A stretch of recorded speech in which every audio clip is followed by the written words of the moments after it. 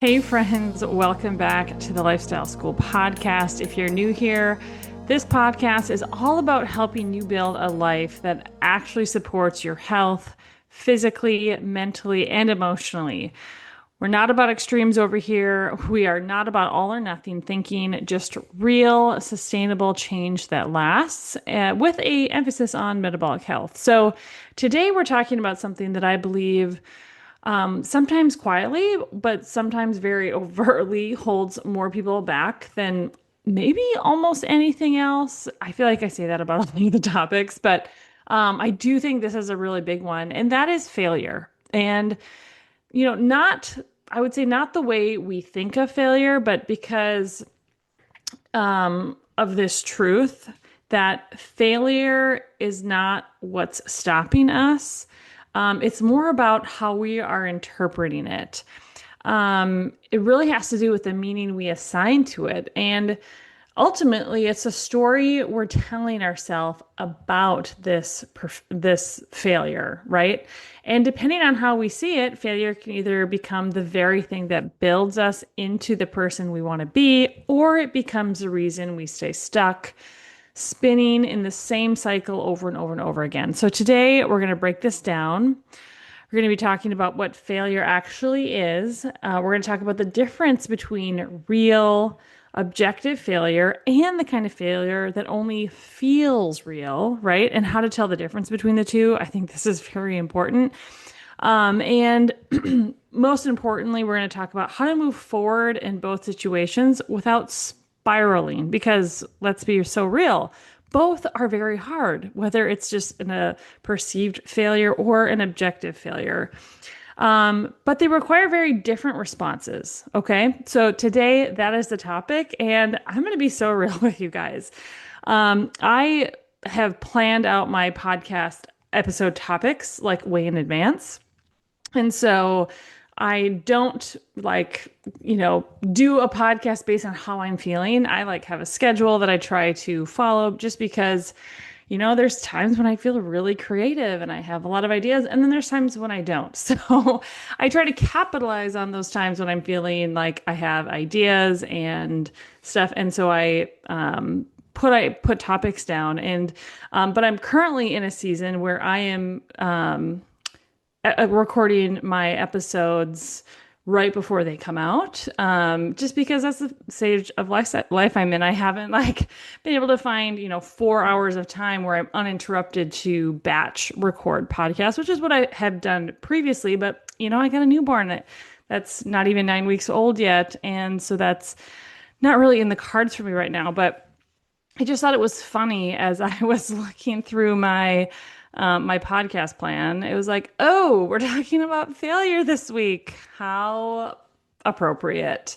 And I want you guys to know, I know the online world, and whether, you've interacted with me in real life, which I hope you have, or if, you've seen me online on Instagram, or if you just primarily listen to this podcast, I know it's easy. We are always trying to put our best foot forward. And so I think it's really easy for people to perceive from the outside that people have everything together. And, I like to present myself like I have my crap together, right? Like, who doesn't? But I just want to be so real with you guys. This topic has really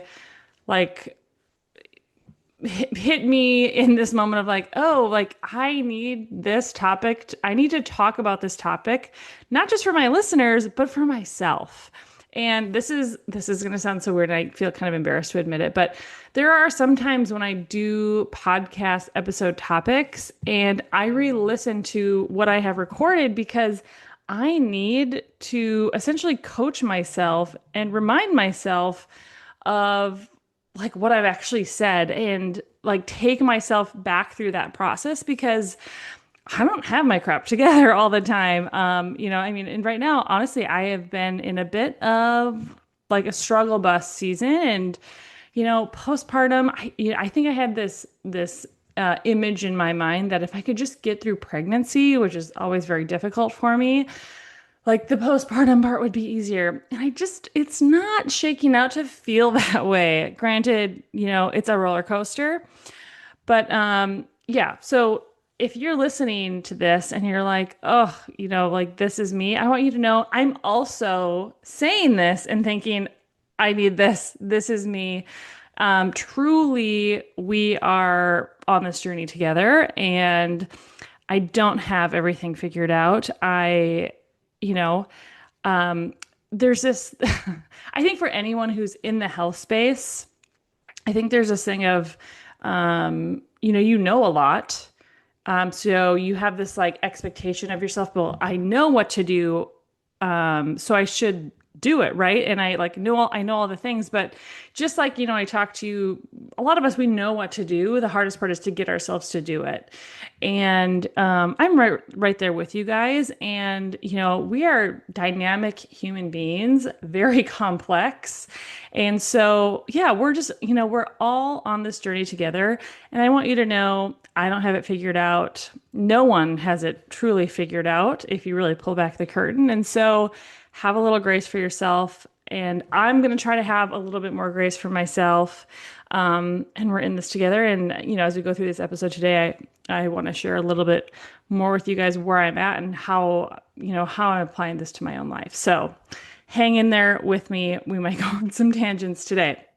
So, as a quick reminder, though, before we jump into today's topic, I always want to make sure that I'm not a medical doctor, and this podcast is for educational purposes only. It's not intended as medical advice. Please always consult with a doctor or qualified medical healthcare professional before you make any changes to any major things regarding your health, okay? And then, again, before we jump into it, a quick reminder. My online supplement store is officially open. If you're wanting high quality supplements that you can actually trust, this is where to get them. Every product in my store is third party tested for quality and purity, developed in a CGMP certified facility, which is not something that's guaranteed when you're buying supplements from places like Amazon or grabbing them wherever have like a local grocery store, health food store. And so these are the same professional grade supplements that I use, that I recommend to my clients, and it's an easy way to support me and the Lifestyle School podcast. So if you have any interest in switching over where you purchase your supplements, you can head over to my website, www.hopecoaching.com, create an account using the code 104567. Again, that's 104567.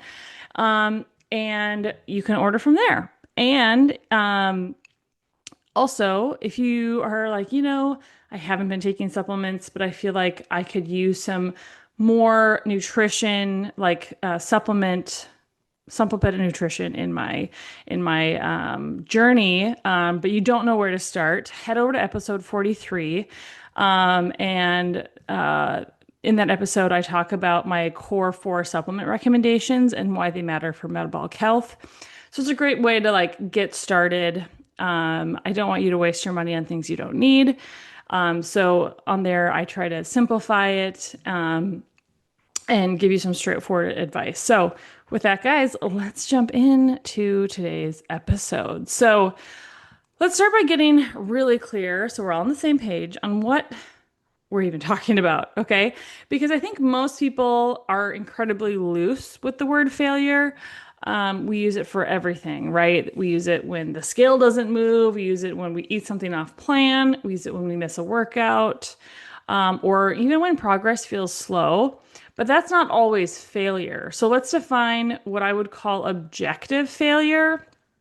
Objective failure is when there is a clear gap between what you said you were going to do and then what you actually did. It's measurable, it's grounded in reality. It looks like I said I was going to follow through on this and then I didn't, or I committed to this outcome and I didn't reach it. Okay. It's real, it's honest, but here's where people go wrong.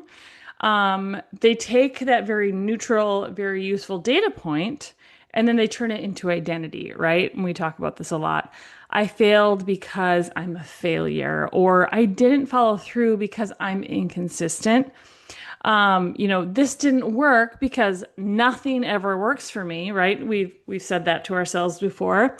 And now we've moved from reality into a story. And that story is what creates the spiral because failure at its core is not emotional, it's informational, right? It's feedback.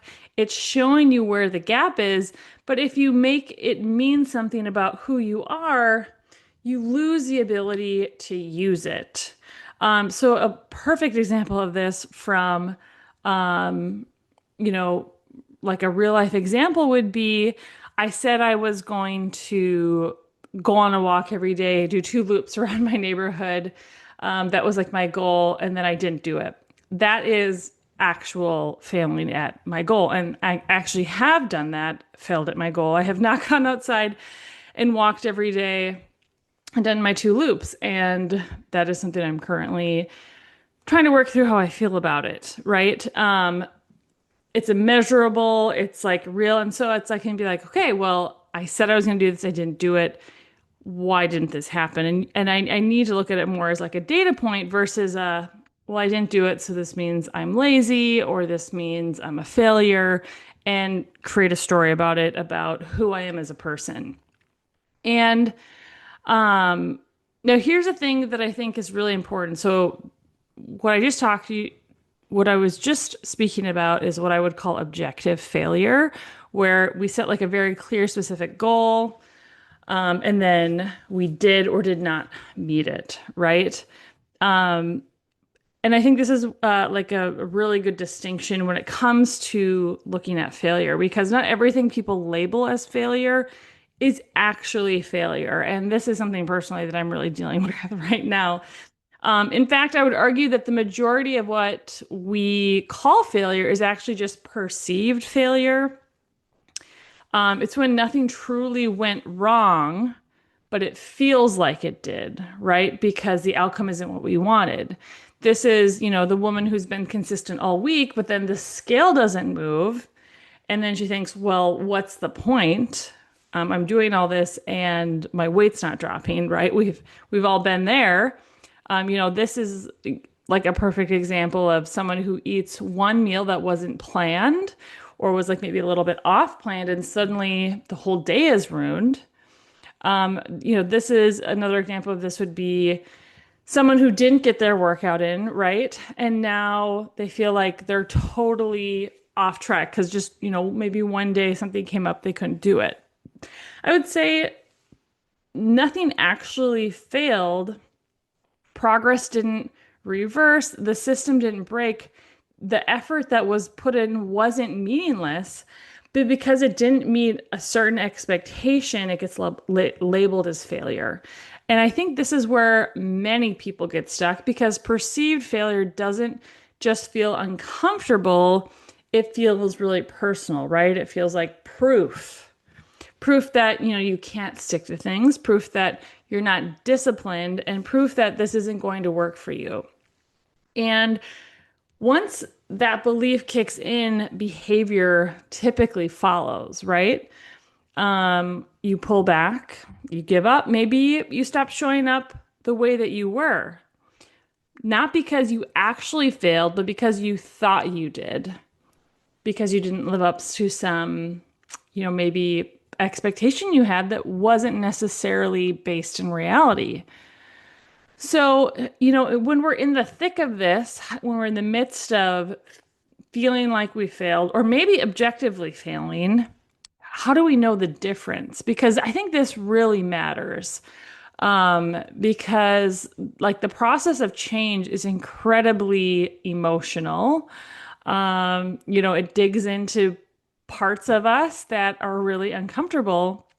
And if you treat perceived failure like real failure, you're going to constantly be trying to fix things that aren't broken, right?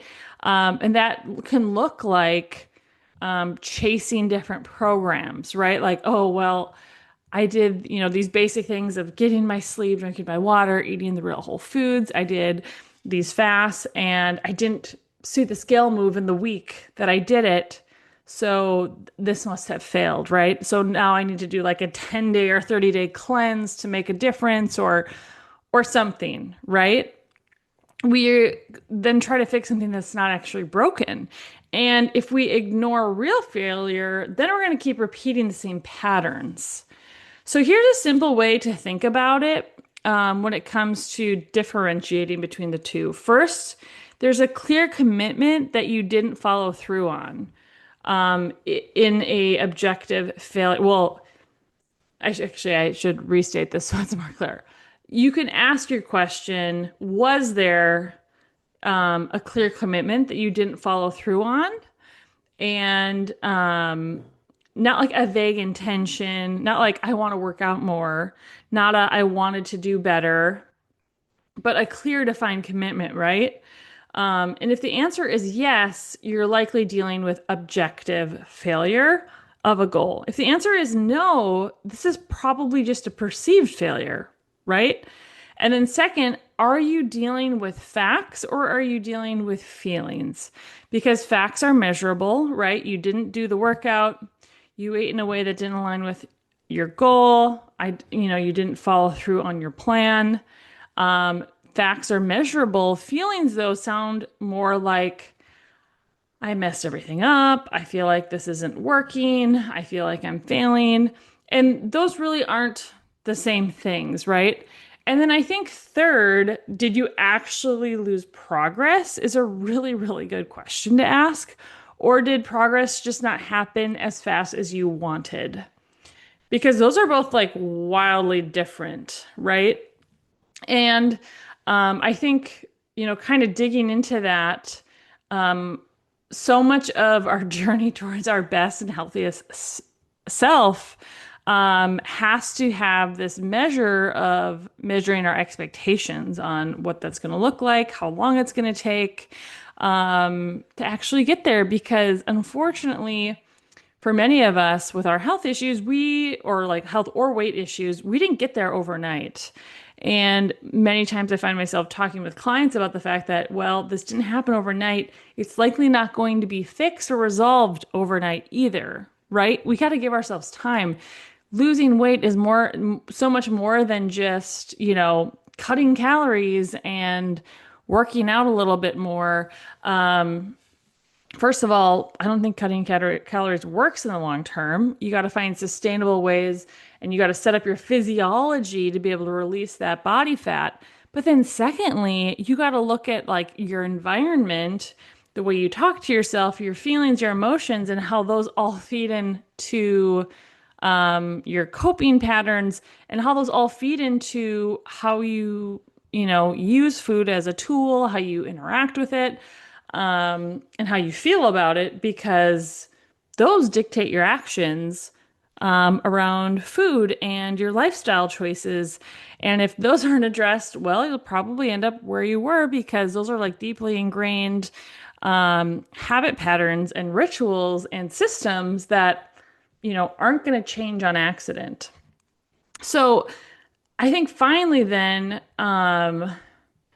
the question that you need to ask when trying to differentiate between an objective failure and a perceived failure is, are you reacting to the situation or to your expectations about the situation? I'm going to say that again because I think this is a really good one. Are you reacting to the situation or to your expectations about the situation? Because expectations can become problematic, right? Because a lot of times, not the situation that's the problem, it's the expectation that wasn't met. And the gap, well, that's where perceived failure lives, is when our expectations maybe aren't based in reality or they weren't realistic, right? And so I want to be really, really clear too. So if you're thinking about maybe your current circumstance, maybe you feel like you're in a rut, maybe you feel like you have failed, whether you are experiencing an objective or a perceived failure, both of them are incredibly difficult, right? They both feel really hard and really heavy. So let's talk about why these feel so heavy because they do. And I don't want to miss that because objective failure is hard because it forces you to confront something real, right? You didn't follow through. Something broke down. You broke a promise to yourself. There's a gap between who you said you wanted to be and how you showed up. And that requires ownership, right? And that can feel extremely uncomfortable. But when it comes to perceived failure, well, that hits somewhere different. I think that's more rooted in your identity and in your sense of self. And that can stir up things like shame. It triggers perfectionism. For my recovering perfectionists out there, it reinforces old beliefs you've probably been carrying for years about yourself of like, I always mess things up. I never stick with anything. I start strong and then I fall off. And so even though nothing actually failed, it feels just as heavy, right? Sometimes heavier because of how it hits our sense of self and our identity. Because now it's not just about what happened, it's about what you believe it says about you, right? So let's talk about what to actually do when it comes to both objective and perceived failure. Let's start talking with objective failure. Um, if you didn't follow through, you got to own it, right? You don't own it with shame, not with beating yourself up, but with honesty. No excuses, no blaming your schedule, your kids, or your circumstances. Just that didn't happen. Because the moment that you own it, what can happen then is you can learn from it, right? You can learn from your failure, and that is truly the next step, right? Asking yourself what actually broke down. We're taking ownership, right? Was it my planning? Was it my environment? Was I relying on motivation instead of structure? Or, was I emotionally overwhelmed? This makes me actually think of back to after I had my third baby, Georgie. I think I was like 6 or 8 weeks postpartum. It was pretty soon after having her, and I was like, I'm gonna do a 75 hard challenge because everyone's doing it. And I did not last that long. It was just way too much for it's just like that season of waking up in the middle of the night and nursing. And I had a 4 and a 2-year-old on top of a newborn. My husband was in medical training. He was very busy with that. And it was an objective failure that I didn't follow through. But then when I went through and started to like actually critically think about why I failed, it was probably partially planning. It was definitely environmental. I mean, I would say I was maybe more motivated. I was more like, I was going on vibes versus like reality, right? Because I was emotionally overwhelmed at some point. Um, and I think it was just so important for me to realize that the failure of this, while it was an objective failure, it wasn't a character issue. It was a systems issue. It was a timing issue, right? And, if you don't identify the breakdown of why something failed, you're going to repeat it. So, this time around, I'm not trying to do a 75 hard. I actually haven't tried to do one since because I don't know that that's like what I need in my life. Because we don't want to repeat the same thing, excuse me, over and over. We want to identify where the breakdown happened, then adjust, right? We don't adjust our identity. We need to adjust our system and then recommit to what we believe is going to get us towards our goal after we tweak things, right? And we need to do it quickly because the longer we sit on it, on our failure and thinking, oh, this didn't turn out great, this isn't exactly, what I wanted, um, the heavier it becomes, right? You didn't need to wait for Monday to restart. You don't need like a fresh start. You just need a faster recovery and just say, okay, well, this meal did not go as planned. I ate maybe way too much. Maybe I ate foods that weren't in line with my goals, foods that don't make me feel well, foods that don't love me back. The next time I put food in my mouth, I can make a better choice, right? It doesn't have to be the next day. It doesn't have to be the beginning of the next week. It can happen right now. And so, um, when it comes to moving now through perceived failure, this is where I think a lot of people need to do different work because nothing actually needs to be fixed externally. A lot of times when it comes to perceived failure, what needs to shift is our interpretation. And I think the first step, and this is like talking to myself right now, is to call it out. That this isn't necessarily failure, it's discomfort. Or maybe, just saying to ourselves, this is not failure, this is imperfection, or maybe this is part of the process. And you have to interpret the story, right? Or not interpret the story. That's the wrong word. Guys, I'm sorry. Words are so hard. I thought it would get better postpartum. It hasn't. Pregnancy, it's hard to speak. Postpartum, it's hard to speak. It's hard to put sentences together and then continue my line of thinking. So bear with me, guys. There'll be one day where it all comes back together and I'll just be flying through this saying all the right words and you guys will be like, wow, she must not be pregnant or postpartum anymore. But so when we're like on this spiral of perceived failure, what we have to do is we have to interrupt the story, right? That we're telling ourselves that's not true.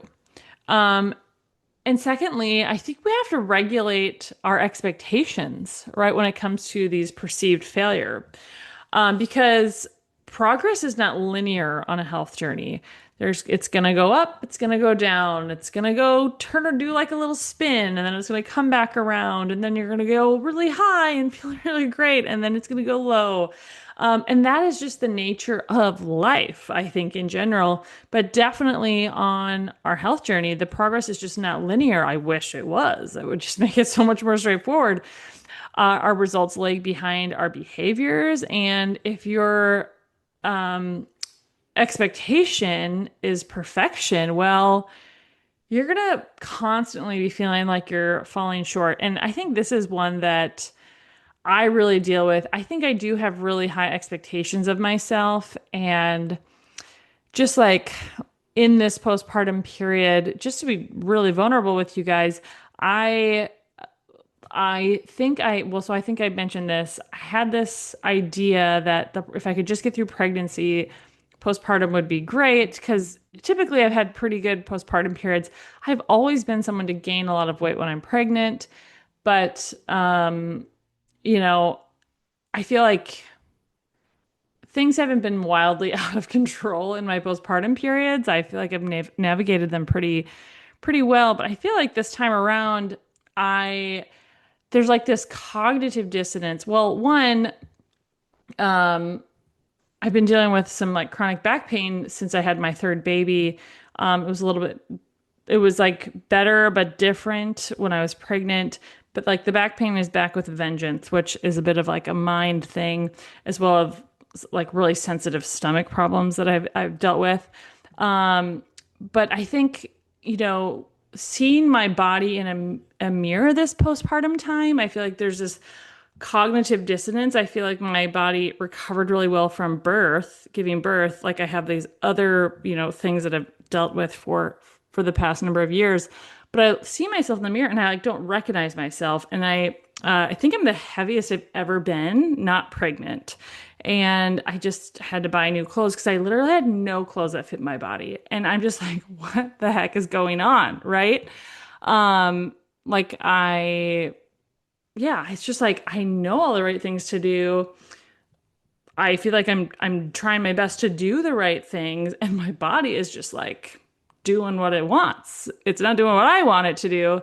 And then on top of that, to like really put me in a tailspin, I feel like my hormones are just like on a roller coaster, which is making my emotions crazy. And then on top of that, my milk supply, which I have always had a really relatively easy time breastfeeding, has been like up and down and up and down. And I've had to like supplement with pumped like frozen breast milk from, in the first couple of weeks when my milk came in, which I've never experienced before. And I'm not cutting calories, to be clear, or doing anything crazy, but I'm trying to eat foods that like make my stomach feel well, which is generally lower carb, but then my milk supply is low. And I'm just like, what is going on? Right.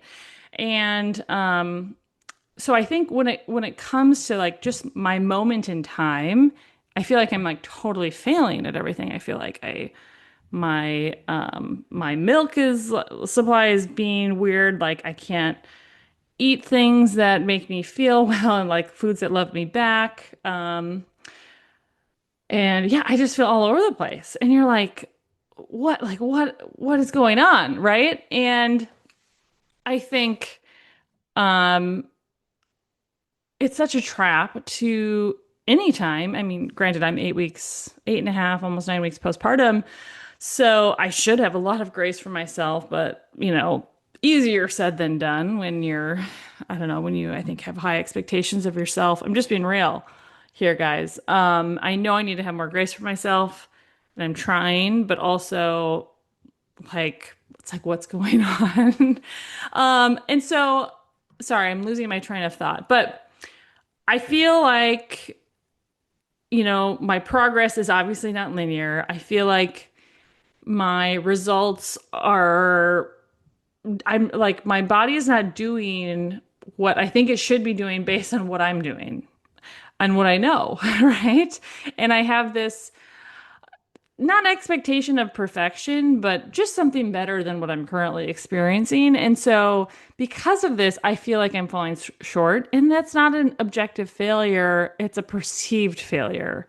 And so, that's just like my personal explanation. And sorry, I'm losing my train of thought. So, I'm going to move on to my third point. But the third point when dealing with a subjective a subjective failure is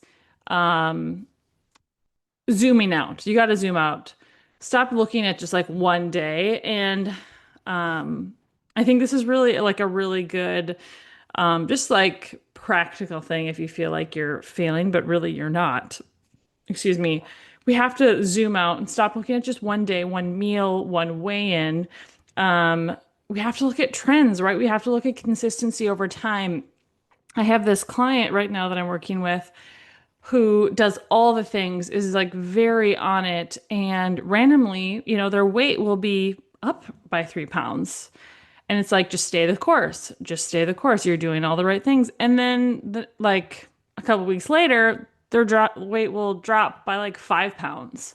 And that's just like the nature of this process, right? We have to look at consistency over time because that's what actually matters. And finally, lastly, after zooming out, we just have to stay in it, right? Don't step out of the game, out of your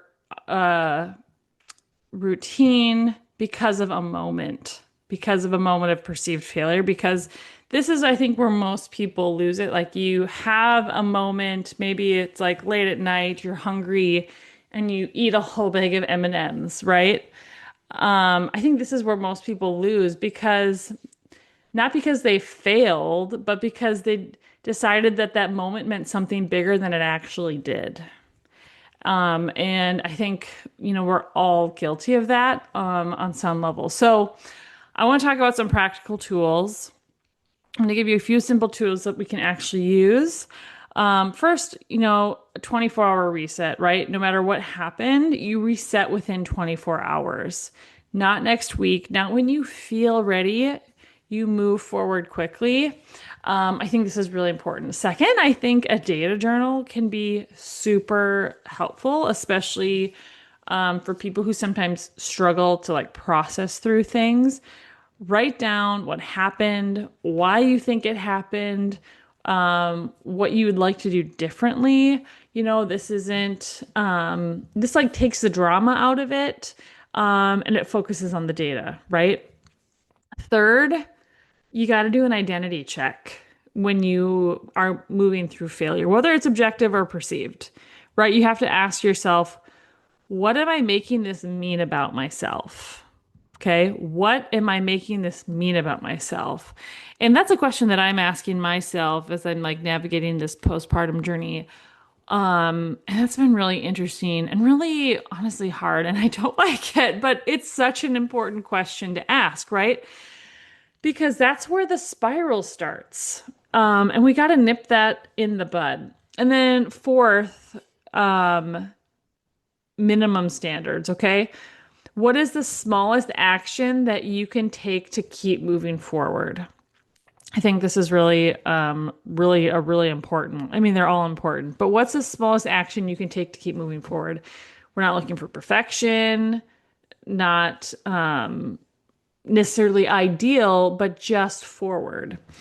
Because at the end of the day, this isn't really about failure at all, right? It's about who you become in the process, who we're all becoming in this process of living our life, trying to be the best version of ourselves, trying to be the healthiest versions of ourselves, because it's a process, right? Because you're going to have moments where things don't go as planned, right? That's not optimal. But what is optimal is what you do next. And that is what you can control. And you can use those moments to reinforce the belief that you're not stuck. Or you can use it to reinforce the belief that you're stuck and you can't do anything right, right? We want to use these moments to help us build resilience, awareness, and consistency. And the goal is not to avoid failure. I think, we all are so scared of failing. So we like white knuckle it. We try to muster up enough willpower.